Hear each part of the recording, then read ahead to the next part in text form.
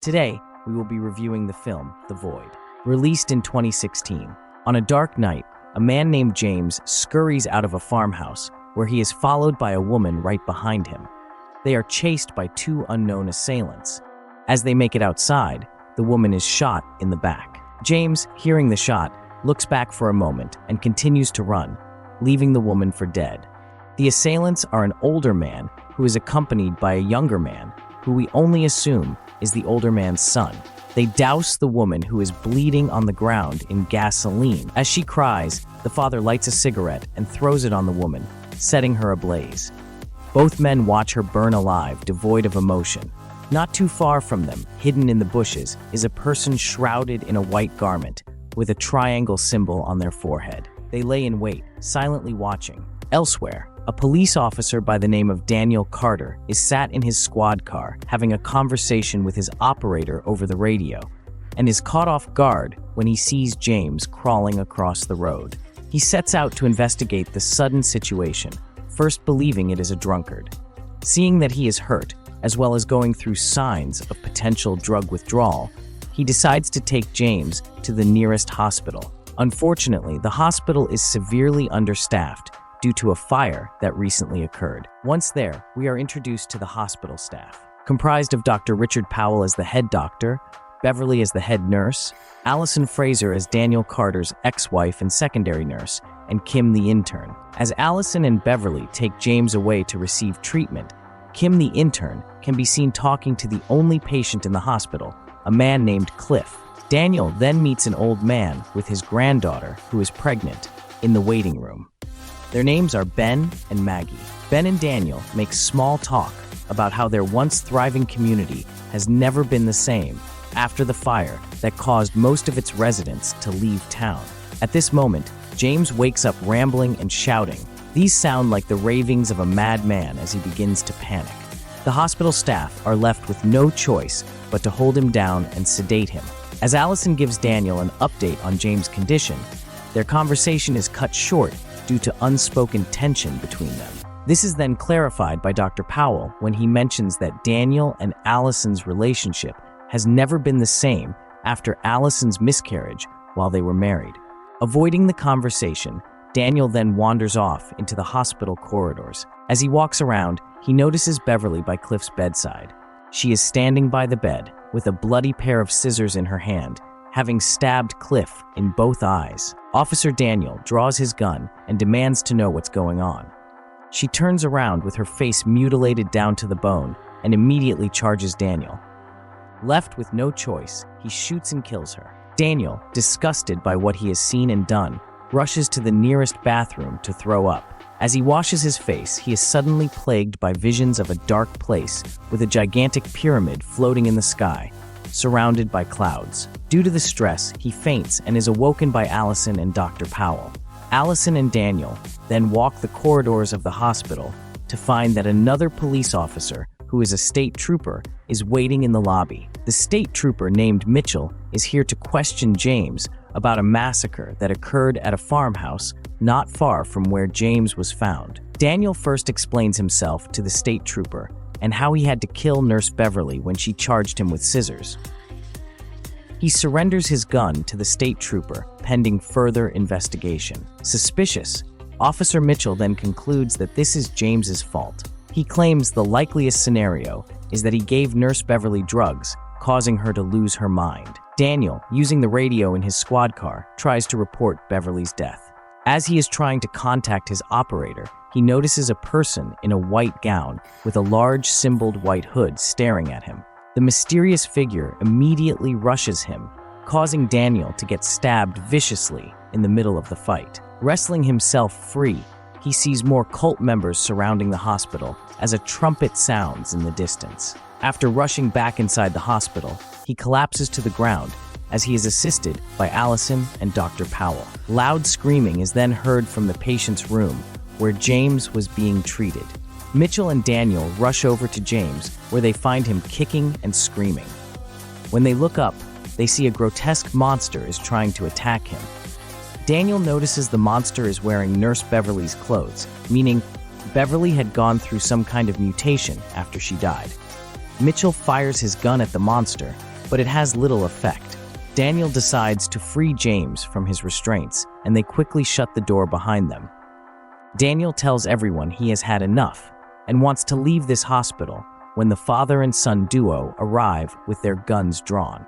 James, recalling his last encounter with the father and son, suddenly takes the pregnant girl Maggie hostage. Dr. Powell tries to reason with James, but ends up getting his throat slashed and dies.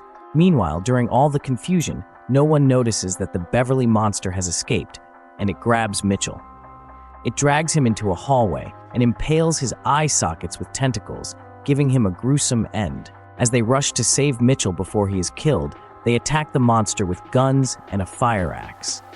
After a grisly battle, they kill the monster with brute force and gunshots. We then learn that the father and son are named Vincent and Simon, and they work together to kill the Beverly monster with a rifle and a fireman's axe.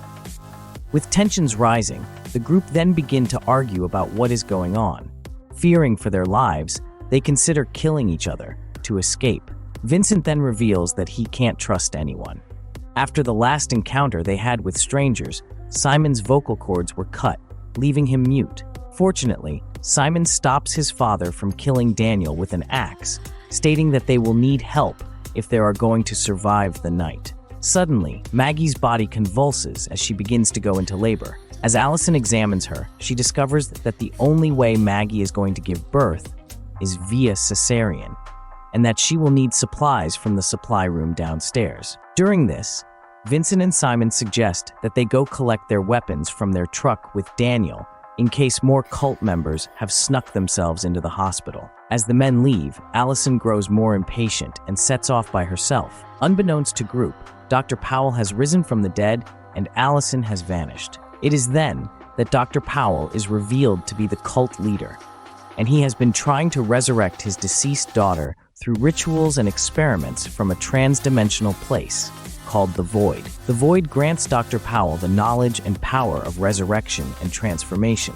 Dr. Powell, while muttering to himself about rebirth, implants rotten flesh into Allison.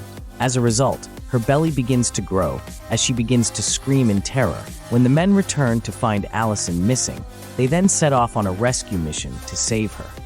They decide to leave a handheld radio with Kim in order to guide them in their search. Before setting off on their mission, the men decide to interrogate James. They find out he is just a junkie who was lured by the cult as a sacrificial victim, but somehow managed to escape. Unsure of what to do with him, they decide to take him with them, much to his dismay. It is at this moment we see more cult members begin to surround the hospital. As the men make their way downstairs, more corridors start to appear than should be possible, creating some sort of maze within the building. While talking to Kim over the radio, the men then see a staircase leading to a basement.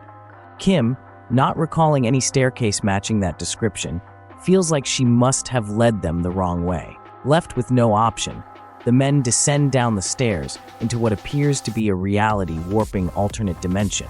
Elsewhere, Maggie suddenly stops complaining about her labor pains and grabs a scalpel from Kim. Seemingly possessed, she then murders her grandfather with the blade. After which, she is quickly led away by the cult members waiting for her by the exit. Elsewhere, James notices that the hospital corridors start to look the same as the hallways of the farmhouse he escaped from. As they reach a door with the same black triangular symbol of the cultists, they descend further into madness. In the next room is a legion of grotesque monsters, which we learn are the failed ritual experiments of Dr. Powell. As the group fights their way through the monsters, James is grabbed and taken away while he has his head smashed by one of the creatures. Struggling to maintain his sanity, Vincent is then plagued with hallucinations of his wife calling out to him. His hallucinations take him to his family home, and after seeing his wife's pictures, he snaps and attacks his son. This attack seems to be influenced by the trans-dimensional power to corrupt its victims, the closer they are to it. Attempting to strangle Simon using his rifle, Simon uses a flare to slightly burn his father's shoulder, snapping him back to reality. Now separated from the rest of the group, Daniel finds Allison in a room laid out on an operating table. Daniel, happy to see Allison, embraces her. Noticing Allison's abdomen, he is shocked to see she is pregnant. but something begins to move within her belly. Daniel hears Dr. Powell's voice saying, "She is a mother now, isn't she beautiful?" Looking back at the table, Daniel suddenly sees tentacles protruding from Allison's abdomen. Not wanting to see Allison suffer any longer, he hacks her to pieces with an axe. He is then mysteriously teleported to a room with bodies covered in white blood-stained sheets on hospital gurneys, leading to an altar lined with cult members and Dr. Powell at its helm. Dr. Powell, now in his monstrous final form with flayed skin and his eyes white, stands tall. He tells Daniel his master plan to bring the void into our world and usher in a new era of chaos. Dr. Powell begins to open the portal to the void by chanting the words of an unknown language, and a large triangular portal begins to glow white. Out of nowhere, Daniel is then stabbed in the back by Maggie, the pregnant girl, who reveals that she is pregnant with Dr. Powell's child, explaining her sudden madness. Maggie then starts to give birth to a monstrous child that tears its way out from her womb, killing her in the process. This monster is the new incarnation of Dr. Powell's late daughter. In a rage, Vincent and Simon disturb the ritual and take arms against Powell's new infant monstrosity. In a final act of defiance, Vincent sacrifices himself by setting him and the monster on fire in hopes of killing it.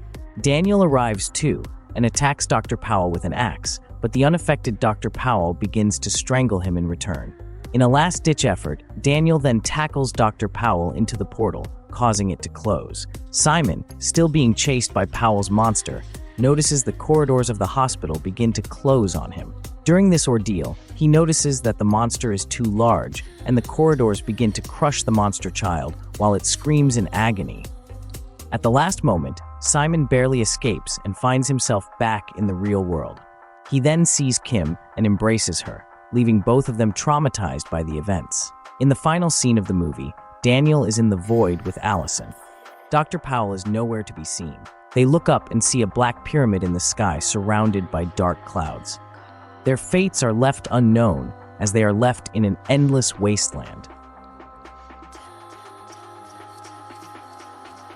Thanks for watching the video. Please like and subscribe to the channel. It really helps me out when you do that. And of course, check out the other videos if you like watching recaps.